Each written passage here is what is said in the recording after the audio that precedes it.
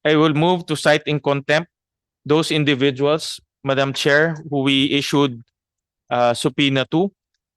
Si Ms. Wen Yilin, Mr. Simen Lial Go, si Guo Huaping, aka Alice Guo, Mr. Jan Jong Guo, Ms. Sheila Yel Guo, at Ms. Wesley Guo. The chair rules to cite in contempt Alice Guo or Guo Huaping, and for her to issue the warrant of arrest as moved by the Senate President. Madam Chairman, nakakadismaya at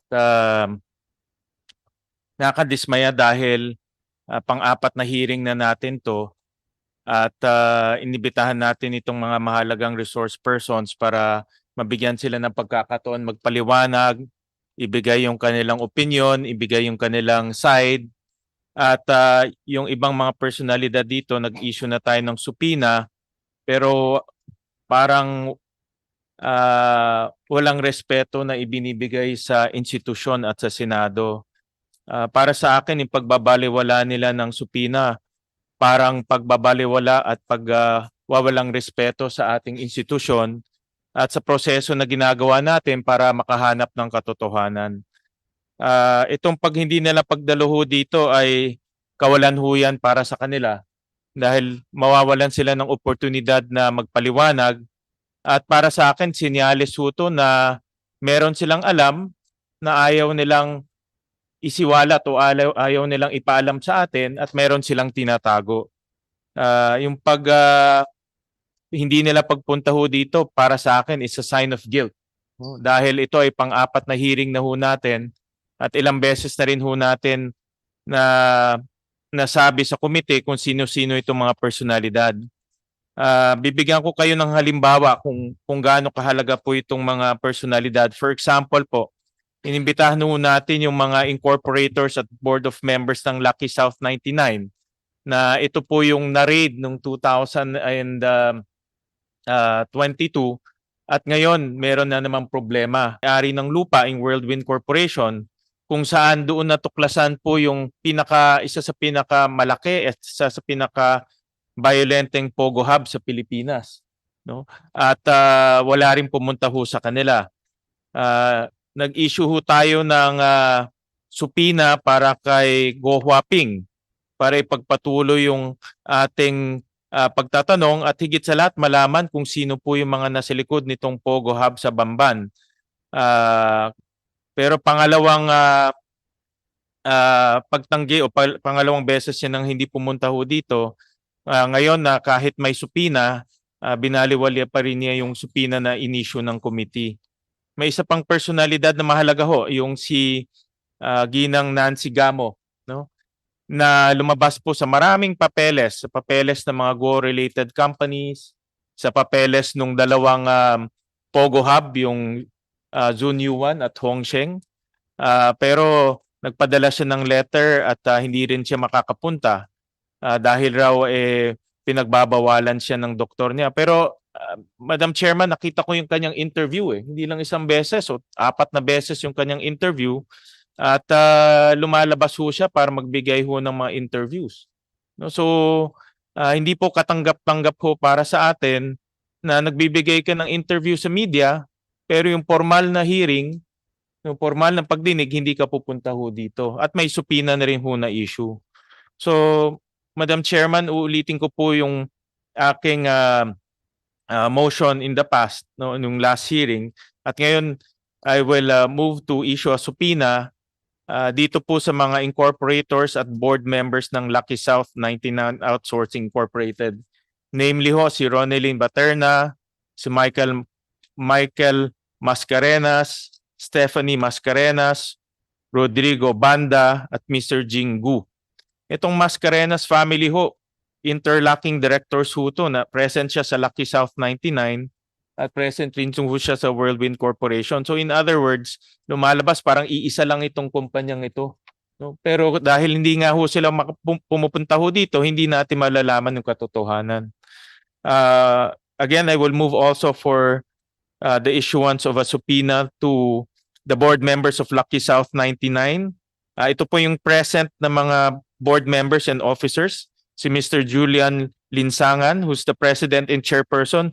Ito ho sana yung pinakamahalagang personalidad para diretso ho natin tanungin siya kung bakit sa kanyang pasilidad nangyayari itong mga krimen at itong mga torture na nangyayari. Si Mr. Edwin Ang, si Mr. Myron Chua, again to issue a subpoena to the incorporators, board members of Lucky South 99 Outsourcing, who are also incorporators of Whirlwind Corporation. Ito yung interlocking. Si Miss Josefina Mascarenas, Mr. Xiang Tan, si Mr. Daniel Salcedo. Ito po yung presidente ng Whirlwind Corporation na kasalukuyan po. Maganda rin ho sana marinig sa kanya kung bakit sa kanyang 10-hectare property nangyayari itong mga torture at human trafficking. Si Mr. Duaren Wu, applicant ho to sa mga PAGCOR, itong si Mr. Duaren Wu, yung kanyang pangalan lumalabas to sa marami ring mga papeles related to Whirlwind Corporation.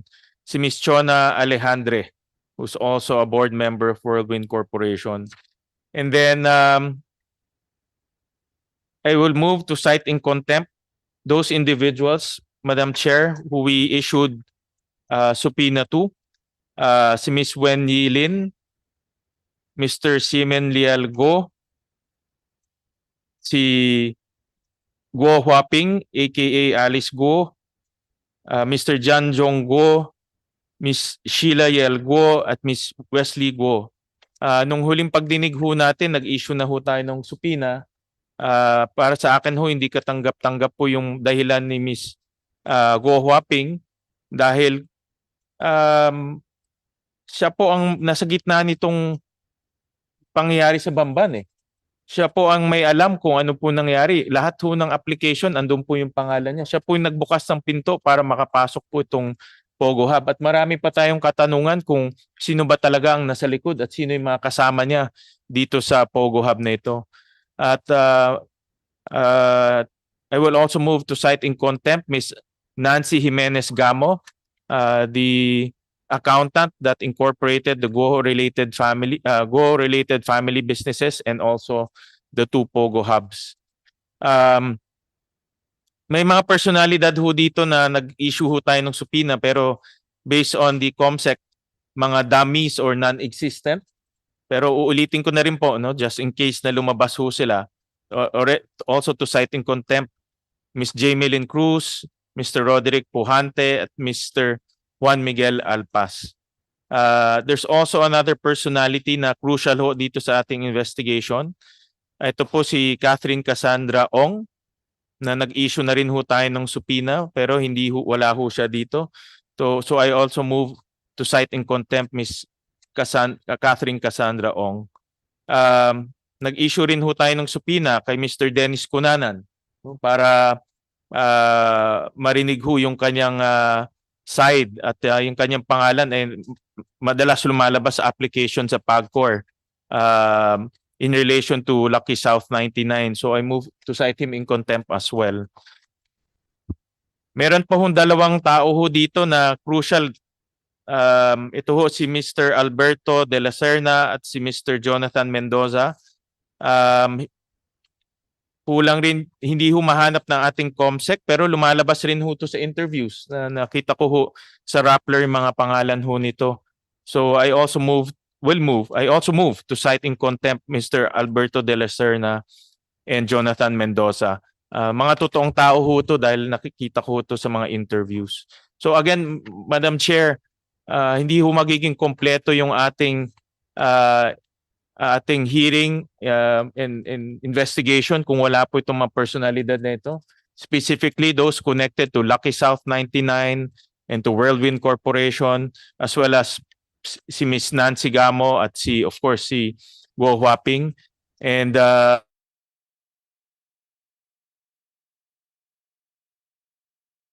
po yung mga taong nasa likod nito without these personalities. So I so move, Madam Chair. Thank you. Madam Chair. Thank you, Sen. Sherwin. Before the chair rules on the motions regarding contempt and regarding Pina, Senator Nancy. Madam Chair, tayo po ngayon ay hawak po natin yung letter of explanation ni Mayor Alice at sinait po niya yung dahilan na she's not mentally fit, Madam Chair. Ang sa akin lang nakakahiya naman po dun sa mga tunay na may mental health condition. I would just like to reiterate, Madam Chair, na seryosong usapin ang mental health at hindi po ito dapat ginagamit na dahilan para magsinungaling. Yun lang po, Madam Chair. Madam Chair, if I Maraming may. salamat, Sen. Nancy. Yes, Senate President Pro Tempore. You have Thank you, the Madam floor. Chair. May I know if the legal counsel or the lawyer of Mayor Alice Go is present here? Comsec is the lawyer of Mayor Alice Guo present at the hearing.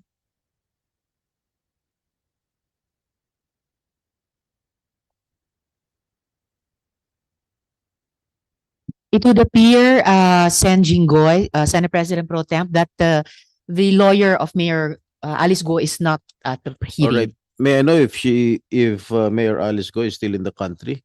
May we inquire from the BID if she is still here in the country? Could we please hear from the BI? The committee would like to repeat the question to which you answered in the affirmative in the last hearing na nasa Pilipinas pa si Mayor Alice Guo. Siya po ba sa araw na ito ay nasa Pilipinas pa or As we speak, kung sakali umalis na ba siya? any rep from the BID? Yes, please approach a mic. Identify yourself, good sir. Oo.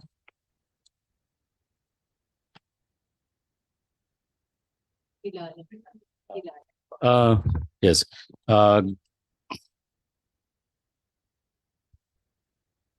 Good morning, Senators. I'm Attorney Homer Arellano po from the Bureau of Immigration.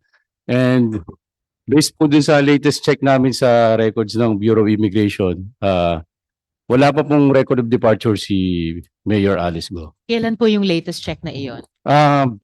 Kahapon lang po, chinek po namin. Tsaka naka-alert na po yung mga airport natin, tsaka mga subport regarding her. So kung magpapakita po siya, then we will know po kung ano. Perhaps attorney, during this hearing para kompletong masagot yung tanong ng Senate President Pro Temp at ng buong komite, pwede nyo i-check ngayong araw kung as far as the Bureau knows, nasa Pilipinas pa si Mayor Guo. Yes po, i-check po namin ngayon, then we'll update po kagad, ma'am. Salamat, attorney. And later po, pag-administer ng oath ng COMSEC, pakisama na po kayo. Ano po? Opo. Salamat po. So, yun po yung status. Thank you, Madam Chair. Sen. Madam Jinggoy. Chair, I just read the letter of explanation from Mayor Alice Go, and in the second paragraph, ang sinabi niya, I have already sought professional help, but the medical professionals that I have consulted refused to issue a medical certificate stating my condition for fear that they may also experience the humiliation and ridicule that I am going through. Madam Chair, I suggest that she be attended by a government doctor para siguro malaman natin ang buong katotohanan. And I think this letter of explanation is totally unacceptable. Therefore, I would like to move that we issue a warrant of arrest against Mayor Go for her to attend the next hearing kung meron man. I so move, Madam Chair. Maraming salamat, Sen Jinggoy. Before the chair rules on the motions regarding contempt and issuance of a warrant of arrest, and for that, the chair thanks the Senate President Pro Tempore. Dahil sinabi na rin po ng SP na before this hearing, no, in public, sa media, na he is prepared to sign the arrest warrant.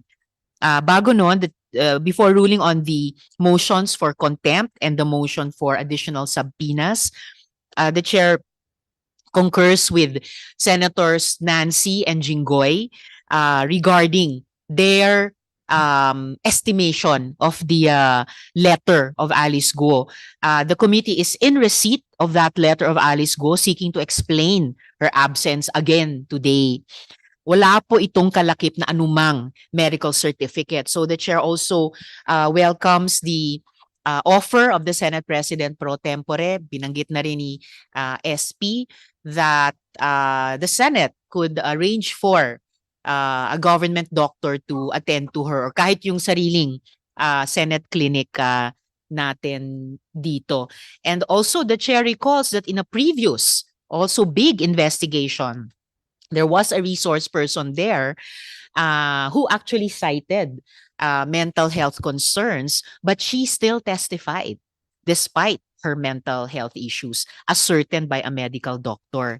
So samantala, ito pong kay Alice Guo, walang kalakip na anumang medical certificate ang kanyang letter. And while with Senator Nancy, we definitely recognize the importance of mental health, we also really do not want to set a precedent in which mental health is invoked to skirt the obligation to appear before a Senate committee. And with the Senate President pro tempore and Senator Nancy, we find her claims in the letter devoid of credibility. Therefore, before the chair acts on the motions regarding contempt or warrant of arrest and additional subpoena, the chair would just like to make of record that we are in receipt of a letter from the attorneys at law of Mr. Marion Ryan Chua, Edwin Ang, and Julian Linsangan III, saying that they received the email inviting them to appear here, but they are respectfully informing the Senate that they have a conflict of schedule as they are also scheduled to file criminal and civil cases on said date. Rest assured that the cooperation of Mr. Chua, Ang, and Linsangan will be ready and available at the next scheduled hearing of the Senate. The chair will show the copy of this letter to Sen. Sherwin because these three invited persons are subject of a motion, one of the motions for subpoena of the good senator. So at this point, the chair rules to the chair rules to cite in contempt Alice Guo or Guo Huaping, and for her to issue the warrant of arrest as moved by the Senate President pro tempore. The chair also rules to cite in contempt Nancy Gamo and Dennis Cunanan. Additionally, the chair rules on the motion of Senator Sherwin to cite in contempt Wen Yi Lin, Xiamen Leal Guo, Jiang Jung Guo, I hope I'm pronouncing his name correctly, and